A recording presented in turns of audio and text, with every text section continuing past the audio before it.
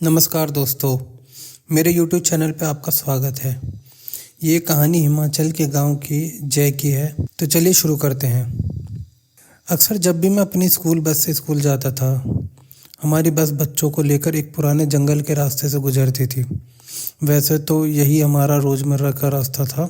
तब मैं बहुत छोटा था, पर मुझे आज भी याद है जब हमारी बस टूटे हुए रास्ते से गुजरती थी, मेरी निगाह एक पेड़ के नीचे बने एक कब्र पर पड़ती थी। मैं हमेशा उस कब्र को देखकर सोचता था कि यह कब्र किसकी होगी, पर कभी जान नहीं पाता था। एक दिन मुझे पता नहीं क्या सूझा। मैंने सोचा कि क्यों ना मैं इस पुरानी कब्र के पास जाकर देखूं, शायद मेरी जिज्ञासा शांत हो जाए। ऐसे ही फिर एक दिन शाम को मैं उसी रास्ते से गुजर रहा था। मैंने अपनी साइकिल को एक किनारे पर लगाया और उस कब्र के पास गया। कब्र कोई ज़्यादा पुरानी नहीं थी, उसके आसपास सूखे पत्ते बिखरे हुए थे।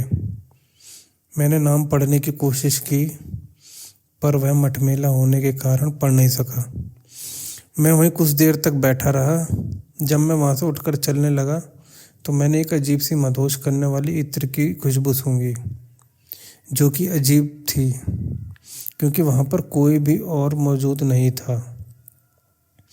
फिर उसी शाम को जब मैं घर लौट कर आया तो माँ ने मुझसे पूछा, तू बाहर गया था? बता कर तो जाना चाहिए था। मैंने अपनी माँ की ओर देखा और चुपचाप अपने कमरे में चला गया। पता नहीं मुझे क्या हो रहा था। मेरे अंदर विद्रोह के, गुस्से के और अजीब से विचार घूमने लगे थे, मानो मैं अपने आप से अपने काबू खोता जा रहा हूँ। माँ ने मुझे खाने के लिए कहा था, पर मैंने ये कहकर मना कर दिया कि मेरा मूड नहीं है। हाँ, इसलिए कहती हूँ बाहर कुछ भी मत खाया कर। अब जल्दी सो जा, सुबह जल्दी भी उठना है। पापा ने कहा, क्यों, कल क्या है? कल स्कूल नहीं जाना है इसे। आपको तो कुछ पता ही नहीं रहता है। इन्हीं सब बातों को अपने दिमाग में सोचते हुए मैंने सो जाने का ही फैसला सही समझा। रात के 10 बजे होंगे। मानो मेरा शरीर बहुत ही भारी होने लगा। मुझे चक्कर आने लगे, जी मचलने लगा। शरीर इस तरह से हावी होने लगा मानो किसी ने मुझे जकड़ लिया हो। पूरा शरीर पसीने से भीगने लगा। आश्चर्य इस बात का था कि पंखा अपनी गति से चल रहा था। मैंने अपना नियंत्रण खो दिया। मैं बेकाबू सा होने लगा। मेरे अंदर इतनी भी ताकत नहीं रही कि मैं अपनी मदद के लिए घर में किसी को आवाज़ लगा पाऊँ। फिर उसी रात मैं जल्दी से अपने बिस्तर से उठा और घर के मुख्य द्वार की ओर दौड़ा, मानो वह बिस्तर मेरे लिए एक मृत्युशैया हो। साथ ही चीखते और बड़बड़ाते हुए मैं बाहर गया और आसमान को देखकर जोर जोर से हंसने लगा। चांद, जो कि काले बादलों में छिपा हुआ था, उसके प्रकट होते ही मैं जोर से चीखने लगा। मेरी चीख इतनी भयंकर और डरावनी थी, इसकी गूंज से मेरे घर वाले बाहर आए। बाहर आते ही मुझे आवाज़ आई, जय, ये सब क्या है? तू इतनी रात को क्या कर रहा है? मैं अपना आपा खो चुका था। मैंने बड़ी बड़ी आंखों से अपनी माँ की ओर देखा। ये पहली बार था मैंने इनके साथ इस तरह का व्यवहार किया था। जल्दी ही पिताजी बाहर आए। उन्होंने मेरी ओर देखकर पूछा, जफर, तू क्या कर रहा है?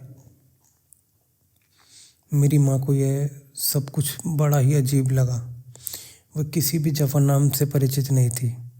मैंने पिताजी की ओर देखकर पूछा, तू जानता है मुझे? और मैं तेजी से दौड़कर वापस अपने कमरे में आकर एक अंधेरे में एक कोने में दुबक कर बैठ जाता हूँ, जैसे किसी से बचने की कोशिश कर रहा था। खैर, इसके बाद मैं अपने कमरे में एक कोने में सोता रहा। जब मैंने बाहर जाने के लिए अपने कमरे के दरवाजे को खोलने की कोशिश की तो पाया कि वह बाहर से बंद था। थोड़ी देर कोशिश करने के बाद मैं चिल्लाने लगा, मुझे बाहर निकालो, पर काफ़ी कोशिश करने के बाद भी वहाँ कोई नहीं आया। करीब दोपहर में उसी कमरे में बंद रहा। फिर कुछ लोगों की बातें और उनके कदमों की आहट को मैंने अपनी ओर आते हुए सुना। थोड़ी देर के बाद उन सभी लोगों ने मेरे कमरे के दरवाज़ा को एक साथ खोला। उनमें सभी एक फ़कीर बाबा के साथ थे।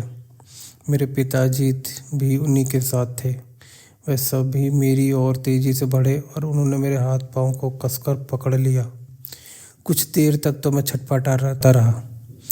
बाबा ने मेरे गले में एक ताबीज डाला, जिसके बाद उन्होंने मेरे ऊपर एक इत्र को डाला जिसकी महक मुझे बहुत ही जानी पहचानी लग रही थी। अब मैं सुरक्षित था। एक दिन मैं अपने पिताजी के साथ बैठकर मैं खाना खा रहा था। मैंने उस इत्र के बारे में पूछा, पापा वह कौन सा इत्र था? मुझे उसकी महक जानी पहचानी लगी थी। पहले तो कुछ बताना नहीं चाहते थे, पर उन्होंने कहा, जय, बात यह है कि जफर नाम का एक लड़का था। वह एक इत्र बनाने वाली कंपनी में काम करता था। काफ़ी सही स्वभाव था उसका, पर एक दिन इस इत्र बनाने वाली फैक्ट्री में आग लग गई। जफर भी उसमें मारा गया, पर अक्सर उसे कब्र के पास जाने वाले को वैसे ही महक मिलती है जैसे तुमने महसूस की थी। हो सकता है वह उसके साथ आने का तरीका है। और हाँ, तुम अब इस तावीज़ को अपने पास ही रखना और उस कब्र से दूर ही रहना। इसके बाद मैं कभी उस कब्र के पास नहीं भटका और ना ही कभी वहाँ जाने की हिम्मत की।